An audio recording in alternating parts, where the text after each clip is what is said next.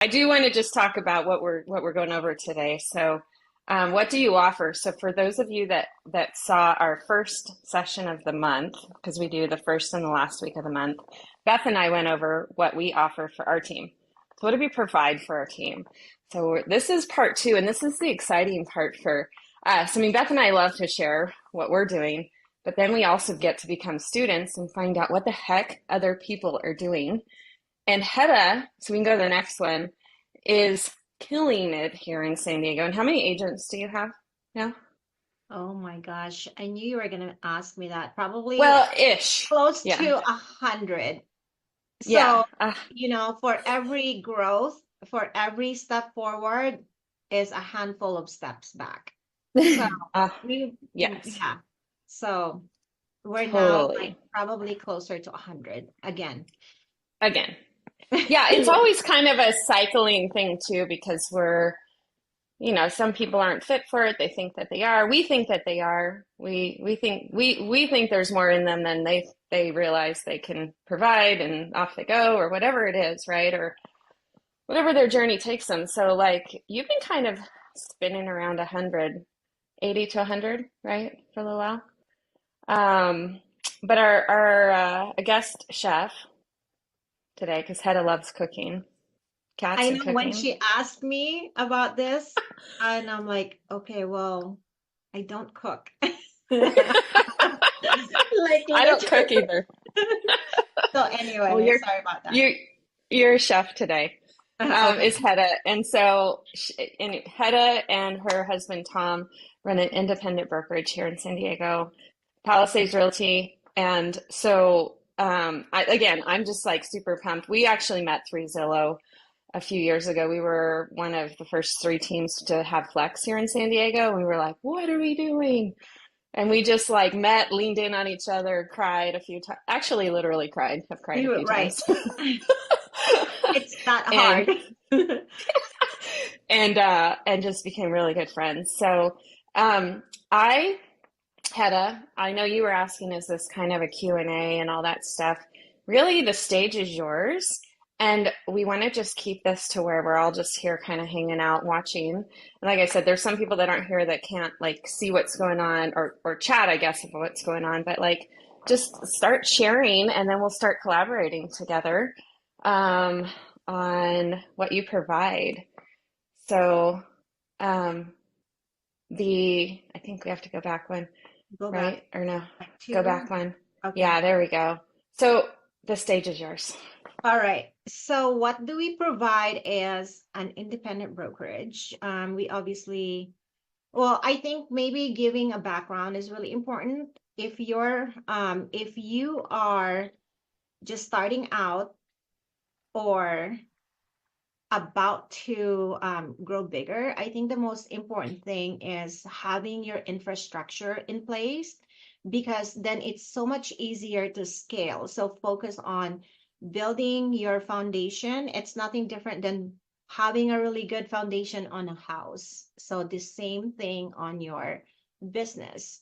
Either you're leading a team or you're running a brokerage. So this, CRM is really key because how can you manage, if your goal is to build your book of business, you can't just be using sticky notes everywhere, writing it in a notepad. I'm going to be honest with you, I didn't really focus on a CRM until about, believe it or not, 2019. You know Cons- what's funny you say that, yeah. Hedda, is I didn't, transparently, you guys, until I started the team. I used my Outlook and folders. Yes, that would be Yeah. me until you run Yeah. out of storage. I would say yeah, CRM is really key, you guys. I don't care if you're individual or just doing, two or three, a team of two or three or even 300, your CRM is your Bible. And you will meet so many people along your career and if your goal is to have the longest career. Um, we use yeah, CRM is key, transaction management services.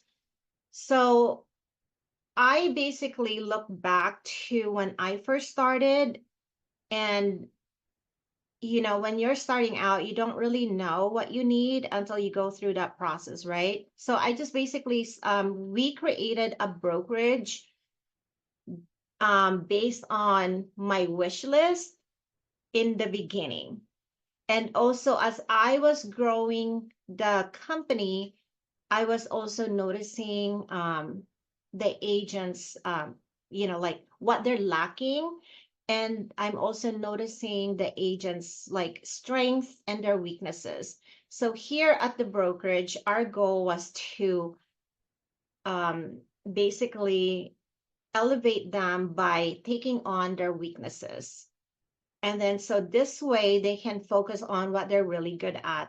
So transaction management, we really do have a team of inside, I'm sorry, transaction coordinators, and they're kind of like they act like as a concierge. So if an agent's not ready to hire an assistant or not ready to become a team leader, we want to make sure that an individual agent has the same support. And so this way they can, continue to scale their business. So our transaction coordinators only work for us. And the minute an agent onboards, we make sure that, they're ready to go. We prepare their pamphlets in their car form. So like it's so concierge type. So anyway, it's to make their lives so much easier. We have an emailing platform, email signature if they want to jazz it up a little bit. Our, Mike DeVita is our database coach. He's kind of like wearing multiple hats, and that's something that he can help agents with. We have communication channels, all kinds of stuff. So I like to follow, when you say, I like to follow where the agents are at. So we started with Slack in the beginning, and no one's really logging on to that. And also, a lot of my agents are experienced agents, and so it's kind of hard to also make them do something that they're not used to. And so we as a brokerage kind of just went with the flow. They love Facebook, they love Instagram. So we use our Facebook really, really well. So we figured they're already on there. That's where we're just gonna catch their attention. Branding. So as far as branding goes, we like to be behind the scene, like for our agents. We want our agents to really shine. They want to bling it up on their logo or signs, whatever, and they want to make Palisade Realty as tiny as possible. That's on them. So for us, our agents are, the rock stars of this brokerage. And culture, I think that's so important. It takes one person to like ruin an entire, it can take one person or two that can ruin the dynamic of a company or a team. And I think being very, very selective of who you bring on, and to be quite honest with you, you can ask all the right questions during an interview process. But sometimes, once they get in here, you don't start seeing who they are, or they don't start seeing who you are. So it's not a one-way street. Sometimes it's just not a good mesh. And at the moment, I personally handpick every single person that joins the company. So they go through me first. And yeah, everybody starts with me, believe it or not. I know I recently asked you that because I was like, what are you guys doing? And then it kind of blew me away that you have time to go through all of that. Well, I just feel that if you don't have the right fit, um, it takes so much more time, right? So you Yeah. have to slow down because that's the most important thing in your company, in your team, are the people. So it's really about getting to know who they are, having that good relationship right from the get-go, setting expectation, and and just kind of knowing what is required from each other is really key. So to me, that I would rather slow down to that rather than have to like put out fires once they're here. Yeah. As far as systems go, I have, well, even though I said I didn't really focus on my CRM until 2019, February of 2019 to be exact, um, I've used multiple types of CRM, and to me, Follow Up Boss was the easiest for me. And so that's how I rolled it out in the company. So I was in heavy production in 2019, and and I wanted a CRM that's on the go, easy for me to navigate through while I'm in the car, just, super simple. And it turns out to be like the most agent friendly CRM. Why Lopo? Because we do have a lot of leads, and there is not one agent that can continue and follow up with the leads. I mean, I was one of them. I'm kind of like, if I spoke to you, I'm going to be I'm going to be honest, right? And so this is why we have all of these systems in place, because I knew I mean, I know me. If it's not, if you don't follow, if you don't respond back, I may not call you back, right? And so Ylopo is really key for us. We implemented Ylopo the same time as we implemented Follow Up Boss. This is an AI technology. It was very early on. I think it was 2 years old in 2019. So it is so robust today. It's so much smarter. When we first turned on Ylopo, I believe we had as a company 8,000 people in our database. In the first 2 hours, 700 people were engaged. And there's no human being that can do that. And yes, we did have a lot of opt out, but that's okay. I think a lot of agents who use a brand new technology, especially this types of like an AI technology, they freak out and they're like, oh my gosh, why is it doing this to my, like, no, no, no, stop it, stop it. No, you would want that. So you can, it's a process of elimination, or now you're able to segment those leads. Sisu. Okay, so Sisu is really, we use that for our transaction. We use it, this is our checklist for anything and everything. It's kind of multifaceted. We use it for not just checklists, not just our data of how many deals we have in the pipeline. So I don't know if you guys have used Sisu or Siri. Do you use Sisu at all? Okay. Yeah, we are like super high level, went all in on Sisu. Yeah, very, very high level as well. That was actually introduced to us by Zillow. So, trust me, I didn't know everything. So don't think like for a second, like, oh, Hannah just knows how to roll out things. Follow Up Boss was introduced to me, and Ylopo was introduced to me by my mentor, Robert Slack. So he's, I don't know if you know him, but anyway, they're Who huge. commented on your post, I noticed this Yes, morning. he like that dude, that guy basically has been my mentor for ever and ever. He didn't give up on me when he could have been talking to somebody else. So when somebody goes above and beyond and goes out of their way to talk to you, especially at people at their caliber, you listen. I actually didn't listen for a long time, but one day I did. Um, Thinkific, I don't know if I'm saying that correctly. So, in order for you to scale, okay, because many of us who's trying to grow a team are still in production. In fact, Siri and I are still in production, believe it or not. So, you wonder, like, how the hell do you guys do this?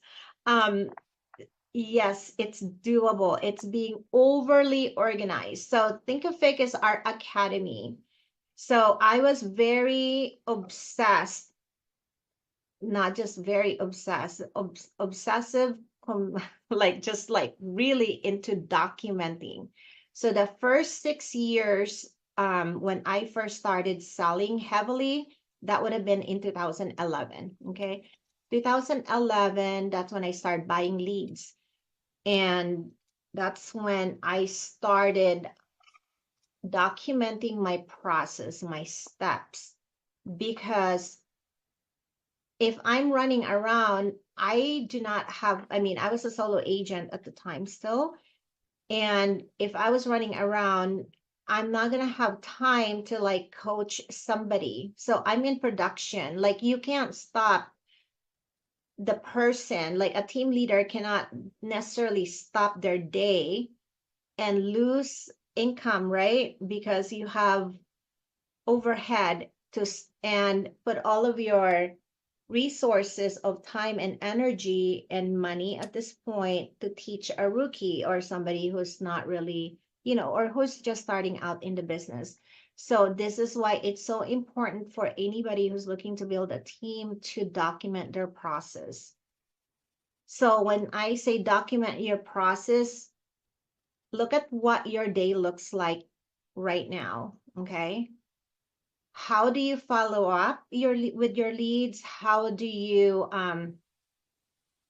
go out and get business? Those has to be, you know, they have to be itemized, they have to be written. How do you write an offer?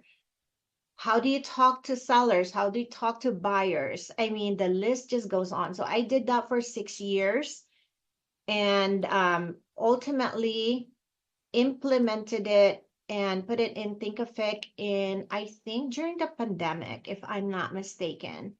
So in 2020, that's when we actually rolled it out, and it is so robust, and it's probably hundreds of information. And then not only my majority of it was from me in the beginning, and now like we have built all these mini departments like the ISA department, so they are able to contribute to that. And also, like we have transaction coordinators, and any agents that comes on board.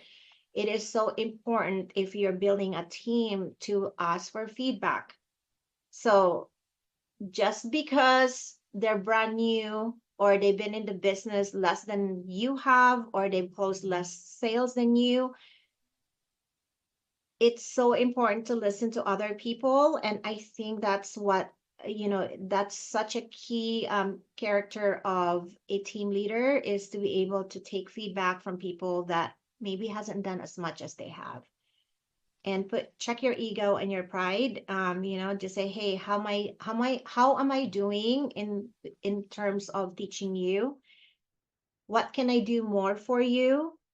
What do you need more of? What am I lacking? I think that's really important to have that. In the beginning, I'm teaching you this now because those are the things that I didn't do. And then you'll have a mass exodus of your team members. That's really what happened to me in 2019. I lost not 3/4 of my entire team.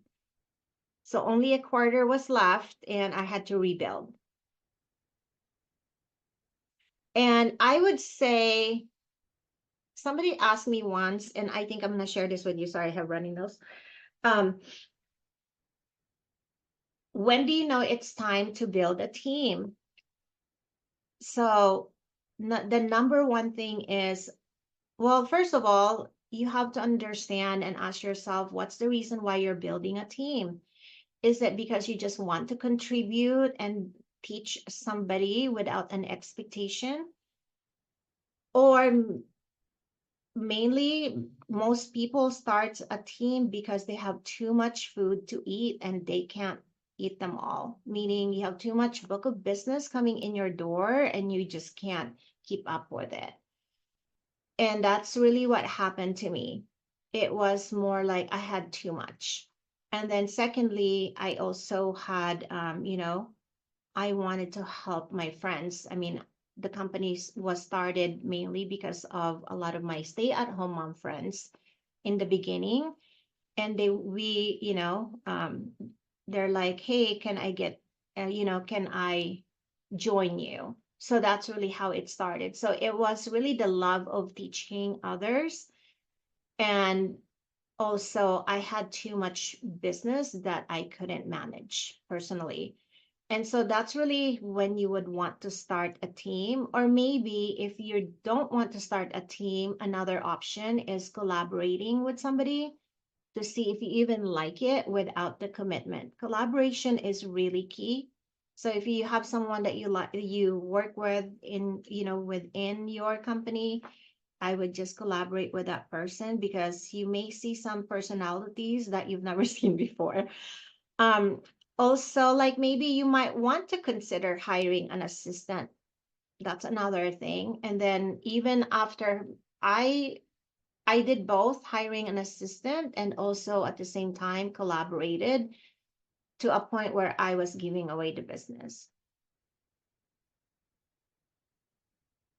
And ops support, we have a marketing director. So our agents really, when they come in here, um, we prepare their listing presentation, their buyer's packet, and we give that to them for free. We if they ask for so every single time an agent meets a new buyer, they hand them, I happen to have one right now. They hand them this beautiful folder with the information of the buying process, right? And that's all free. Like here for us, I think our brokerage is different. Every brokerage runs their companies differently. For us, it's really um, about giving a book of business to other agents. And so majority of them come here for that reason until they have too much, then they can go off the lead platform, but it's always available. So for us, our goal is to just make sure that they're ready to go. And we try to take the non-income producing activity off our agents. We're not here to nickel and dime our agents. It's all about like, hey, you're ready to work. And, as long as they're done with the training and they're off and running. So we create pretty much anything and everything that's necessary for them to go meet a client. If they need flyers for open houses or, for their flyer box, we will do all of that. TCs, like I said, they're in-house.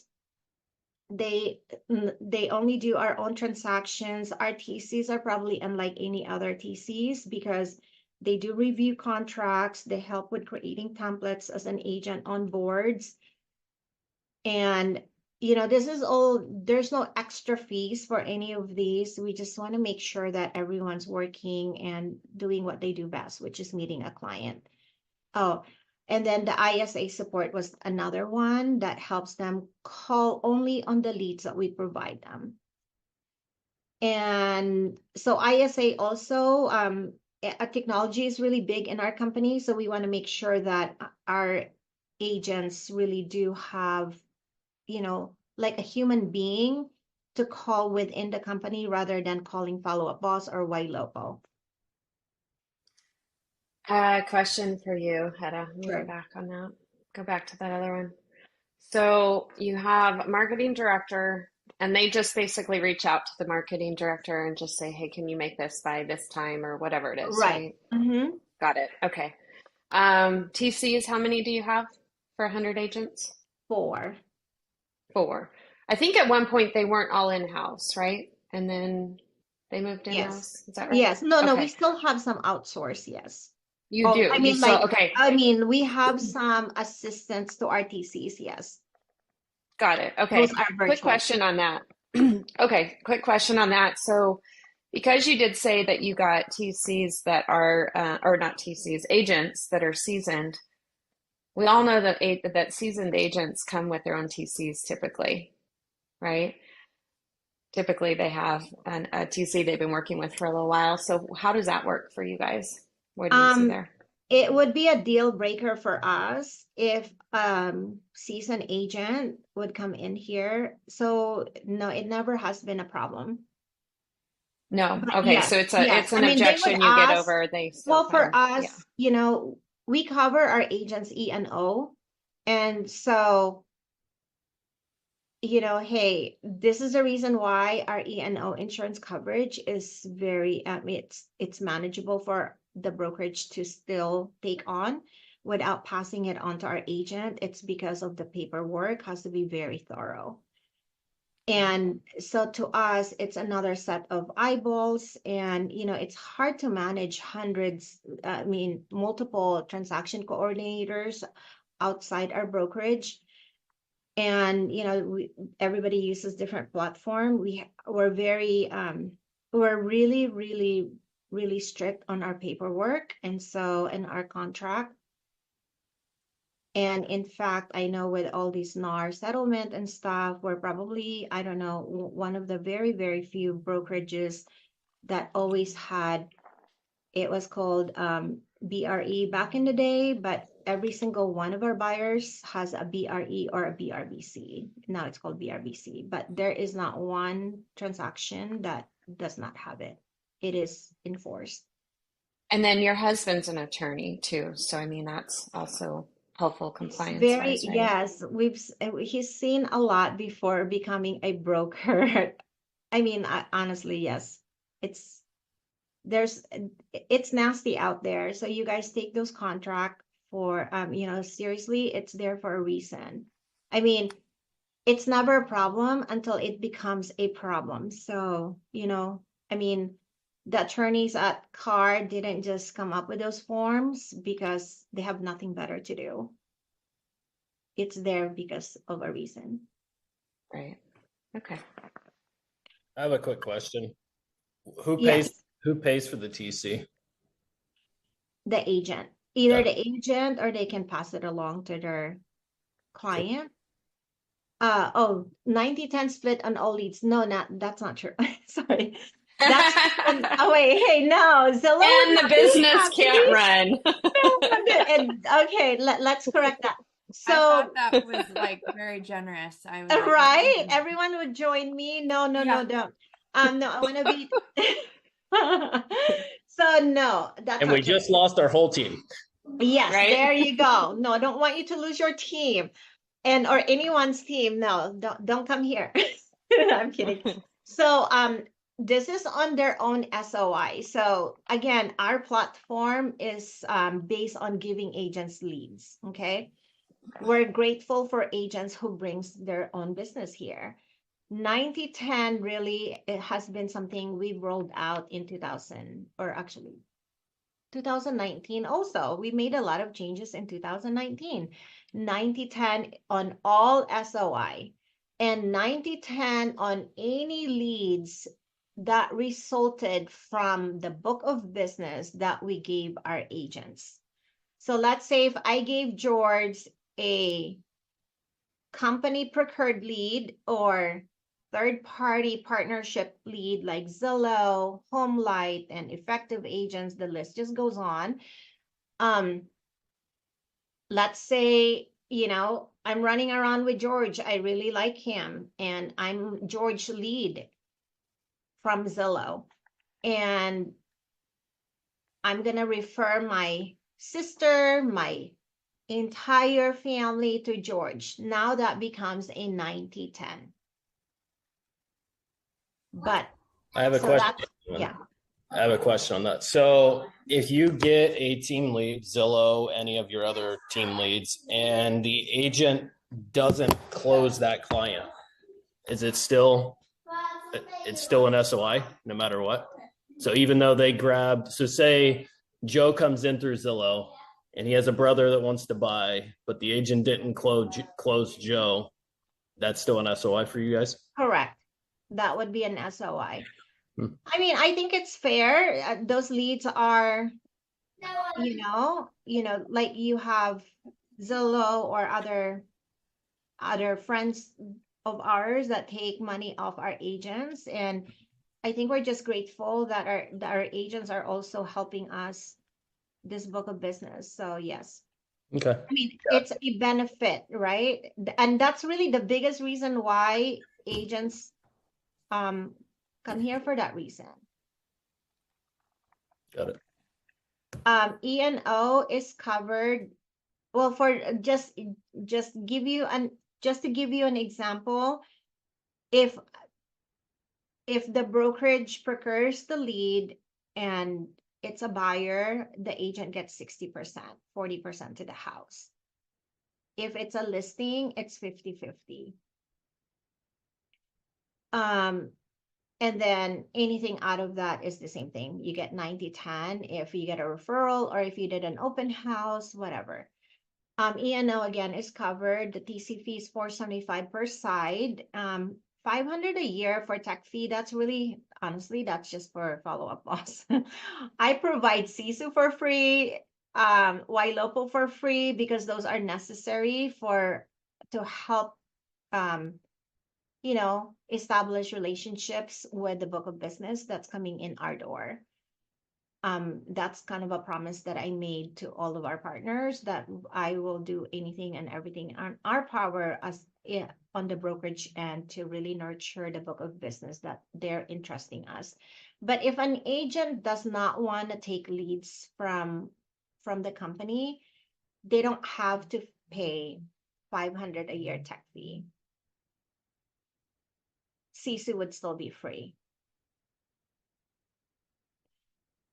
Training. So Monday scripting, that's really key. Our agents are, as I mentioned, very experienced. And I've always focused on the experienced agent when I first started. And like I said, when I started building a company or building a team, the hardest thing I've learned from hiring rookies, well, also,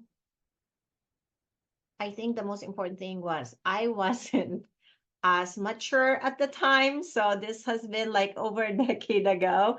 So I used to get really offended when somebody would leave me and get hurt. Okay. So, hey, you can't hold on to people. And so I've had to change my attitude towards that. So I think I'm going to say the hardest thing about building a team is your emotional intelligence has to be really on par. You have to be emotionally strong and be okay with letting go of people, because they're not going to want to stay with you anyway, right? If they've outgrown you or you've outgrown them, they're going to leave.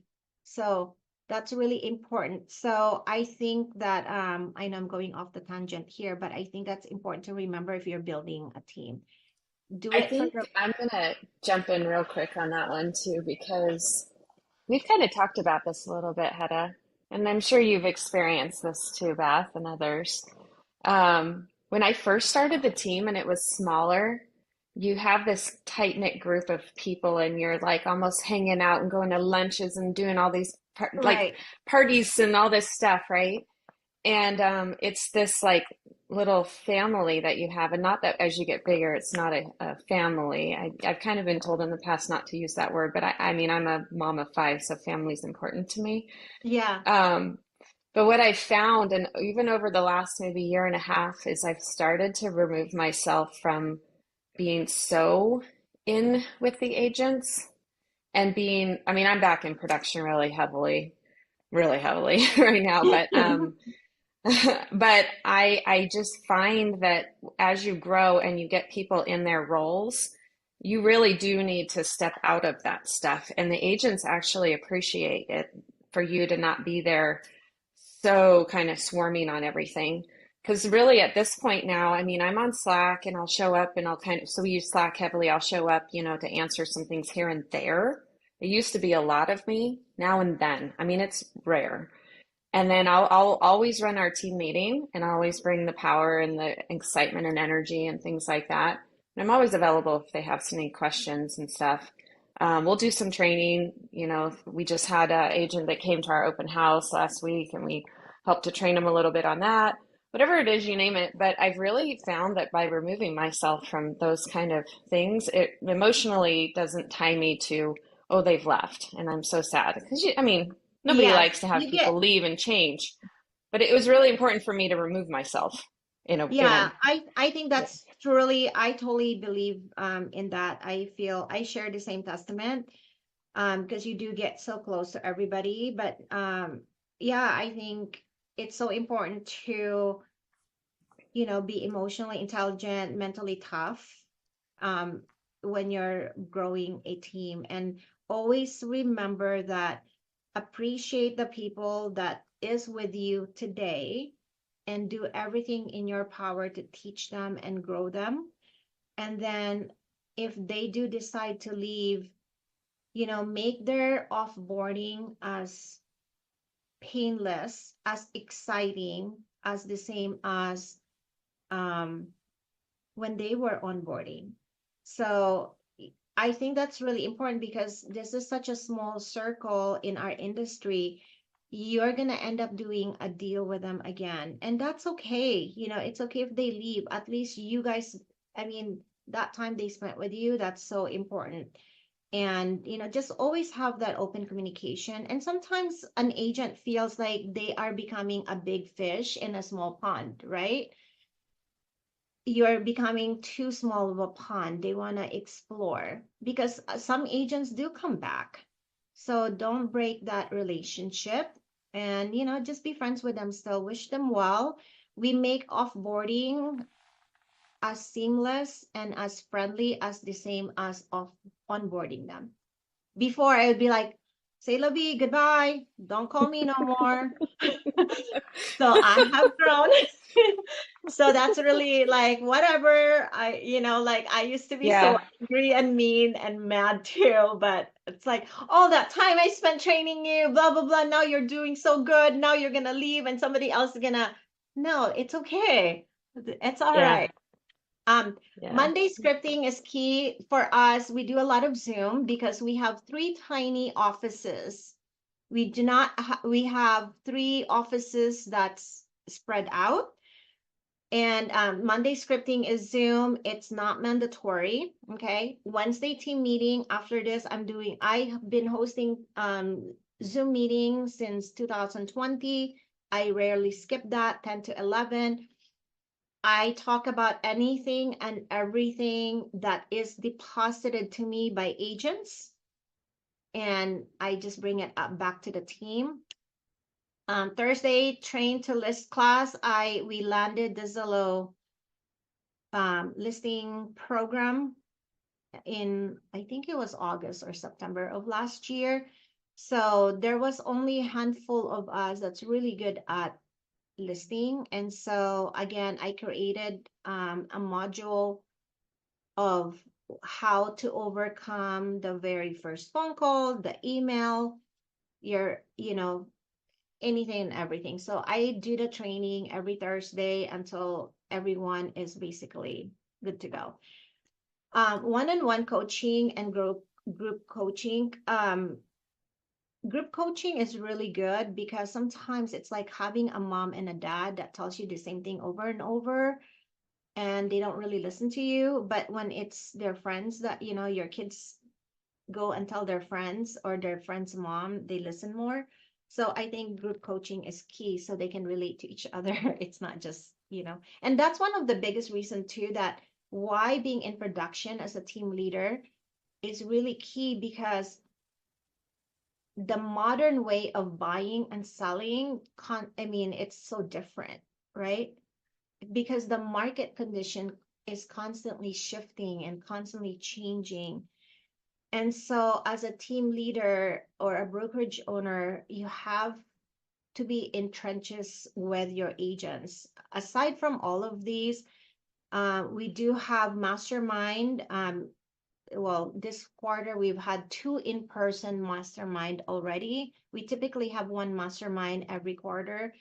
And then we also have, what else do we have? We have happy hour to forget that we are realtors and just get to know each other. And then third quarter usually is another mastermind. And then we have a huge, we like to, we like to get dressed up and go to fancy restaurant or a venue for Christmas party. So we have that. We also have on the field training on how to do listing, how to prepare a house for a listing, how to meet a buyer. So I think for me, the most important thing is not everyone do well in a classroom setting or also just scripting. Sometimes you got to go out there. And the other thing that I do on training is I actually show up to my agents' listing appointments. I go with them. I get on a three-way call with the husband, wife, and the agent. I try to save deals with their buyers, and so I don't always have the time, but I will make the time. I'm not as in heavy production anymore. I took a year and a half of being in production to build our academy and to really scale the company. So in 2020, I think we were a team of less than 26. Now we're over 100, right? So I had to not only scale, but I had to do training. So I had to stop production. And then, and another thing too is, how are you going to share with your teams if you're not you don't see what they're doing? I just realized I helped a buyer and the traffic is terrible from Spring Valley to Carlsbad. Oh my God, what happened? So coming back was 2 hours. So then, you can start, the empathy is there. You have to have compassion for your team members. You can't just be the person that's like telling them what needs to be done when you haven't experienced it in a while. So I'll probably do 1 or 2 deals a month. So Hedda, you do the Monday scripting, like you do all this training? So Monday scripting is done by our database coach. The Thursday train to the Wednesday Zoom, that's me. Thursday train to list because I have done the most listing in the company. And so, yeah, and the one-on-one coaching and group coaching is done by our database coach and our metrics coach, whatever you call them, they're coaches. The only time I will do a one-on-one coaching with an agent is if we're doing our very best and we don't want to give up on them. Our goal is to elevate everybody, like from the, from the bottom up. That's our goal here. And I will give everything I've got before we give up on somebody. So do you have any team members that have like any mentorship or things like that? So instead of us having an agent in production to do the coaching, we don't do that. So we've segmented and segmented that whole thing. They're on salary or they're on hourly. That's really how we did it. Because if somebody if it's above their pay grade, they'll come to me. And if it's above my pay grade, then they'll go to Tom. That's usually, and some agents, they know I'm very accessible. They'll just call me and I'll pick up. Okay. Got it. So 36 units, it's easy to sell volume because we have high producing luxury agents here. Like we're probably going to close one that's about 14 million. So, it's crazy. I saw that one. I know. Yeah. That was awesome. So paid trip, it's actually so it's paid trip for 2, meaning they can bring a spouse or a significant other. So yeah, right. So we would go, so whoever can hit the 36 unit mark, then we will actually go on a trip with those people. Direct access to me, the broker, and all executives without layers. Yes, and we have an open door policy. The reason why I have all of these is because I really got to work so closely with the executives of Zillow. And the CEO at the time was Spencer Ruskoff. You can literally email Spencer and he will respond. Greg Schwartz, all of these, I mean, that's how I did mine. And so it's been working. So if I don't answer, oh, so I have this rule. So how am I managing all of these? I have this rule of touching things once. If I saw Siri's text message, if I went out of my way to look at Siri's text, I'm going to make sure I'm going to acknowledge Siri's text. I don't wait like 2 hours. Like, let's say I'm showing a house and then Siri texted me and I saw it.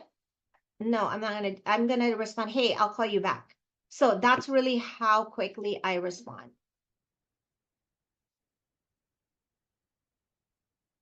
I mean, for the most part, our agents are not calling me because they just want to hang out with me or they just like to hear me. No, it's usually like a matter of life and death. That's usually it's like, I need it now. So anyway, that's pretty much it.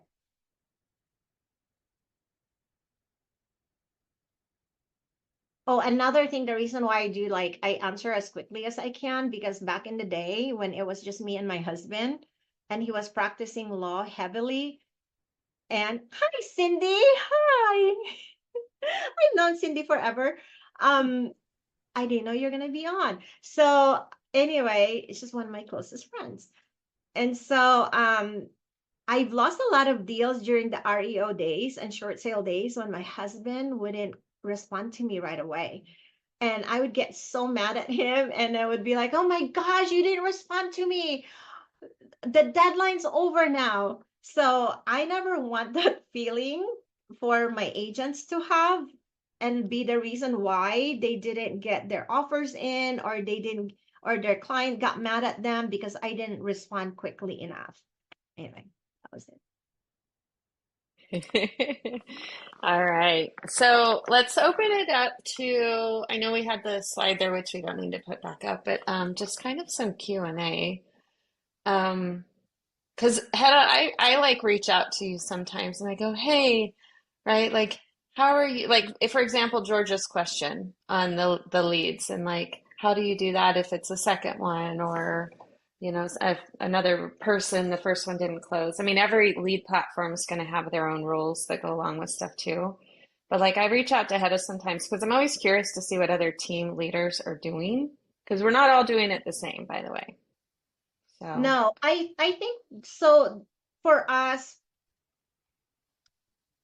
for as long as we give you the lead and for as long as you are with us, our commission split will always be the same. So if it's a Palisade Realty split, if Siri was a lead I gave you, it's always going to be 60-40 or 50-50. She can buy and sell all day, every day. Okay. But it's always going to be 60-40. So if it's a Zillow lead or any lead platform, they usually have a deadline, like a timeline on how long they would take a commission or a referral fee off the top, right? So let's say they take a referral fee and then whatever the remainder is the same as Palisade Realty split, 60-40, 50-50. The only difference is somebody took money off the top. Now, if the timeline expired of us giving a referral fee to our partner, then it reverts back to a Palisade Realty split. It's 60-40 and 50-50. The reason behind that is because we work really hard. I work really hard and spent so much money also in buying leads in the beginning and also along the way, a decade long of cultivating that relationship. So it's always going to be that. And so, and we have agents that actually, like, you know, we gave them a listing and then they did an open house. In fact, right now, as we speak, one of our listing agent got a Zillow seller and put it into escrow, but she found a buyer that walked into her open house, and so that's a 90-10 for her. It's a dual agency. And the same thing, another agent that just closed the one on Front Street, and they bought the unit for 1.4, and then less than 2 years ago, and then relisted it for 1.5. And then a buyer walked in and said, hey, I really like this unit. Will you represent me in the buy portion of it? And then, but you have to sell my house in Scripps Ranch. And so that's a 90-10, right? So on the buy and the list. So I highly encourage the agents to look at the long-term value of any business that a brokerage or team leader gives you. You know, like it's a business that you've never had. It's kind of like your bait to get the big fish, right? That's really what it is. Leverage the heck out of it, because and also when you get a book of business, I see this often with team members where like, oh, they take so much split. But how are you elevating your knowledge? How are you harnessing your skills if you never got to practice it on the daily? The cost of acquisition is expensive, and learning requires practice. We can only script it so much, but you have, at some point in your career, you have to be out there and actually really talking to these people and practice what you've learned. Question for you on, so is your Zillow team leads or any team lead that you guys give, is it just a team split on the first escrow? And then if they repeat, do you keep it No, as it's a on team? the first 2 deals. It's Two. either 2 deals with Zillow, right? That's whatever. We just follow what our partners give us, like, or tell us. So Gotcha. it's on the first 2 deals or 2 years. That's what it is. So if it's after 2 years, it doesn't matter. Then it's an SOI. No. It's It's still 2 deals. refers to Palisade Realty. Okay. Gotcha. Okay, cool.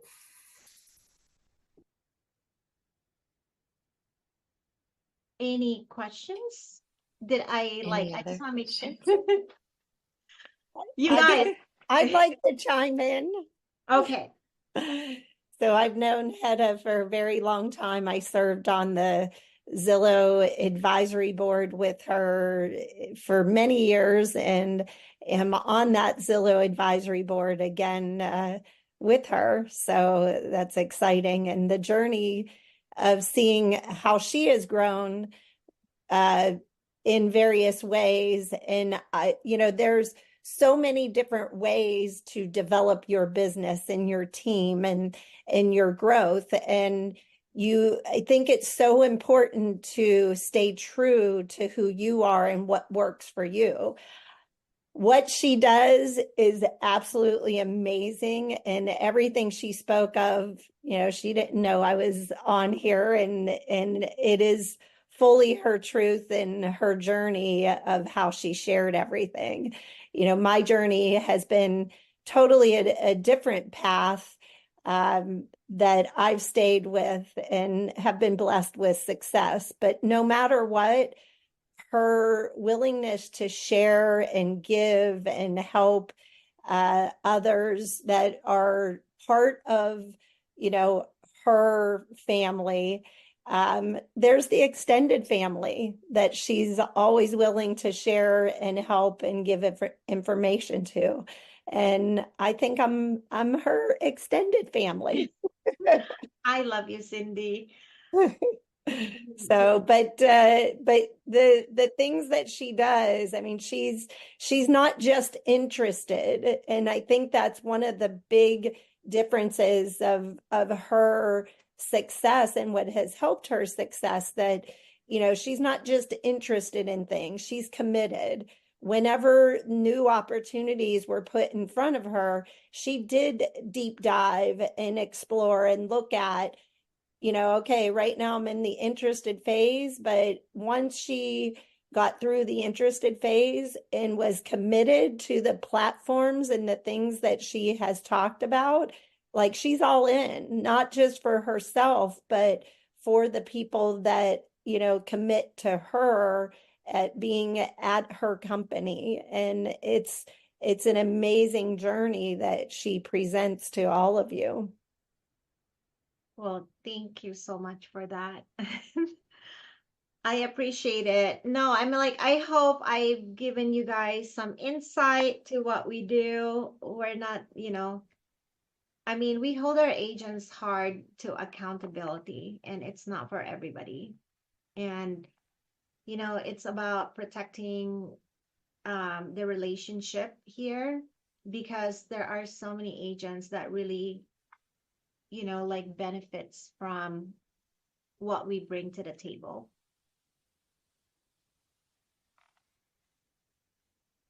Thank you, Hedda. So I think we have to get it wrapped because it's 10 o'clock. I don't even see All the Real right. Academy in here anymore. I think they Thank handed you, it to you you, guys. Beth. Oh my gosh. Wait, can I do like a quick picture? I'm gonna do this. I appreciate it. I have You another can, thing to do. Smile. Thank you for inviting me, and I appreciate thanks, Hedda, for it. coming. I Thank you finally so much got for you on. coming. All right, I'll Thank talk you, to you guys Hannah. soon. All right. Bye. Okay. Bye. Bye.